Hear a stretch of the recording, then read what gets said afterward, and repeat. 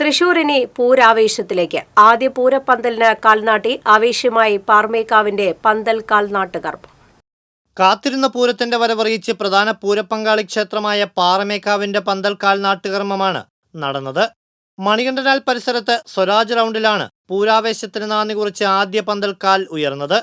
മേക്കാവ് ക്ഷേത്രം മേൽശാന്തി കാരേക്കാട്ട് രാമൻ നമ്പൂതിരി ഭൂമിപൂജ നടത്തി.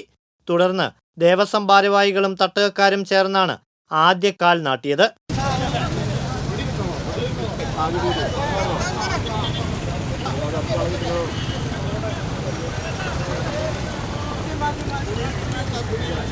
പൂരം അത്യാവേശത്തോടെ പ്രൗഢിയായി തന്നെ നടത്താനുള്ള ഒരുക്കത്തിലാണ് ദേവസ്വം.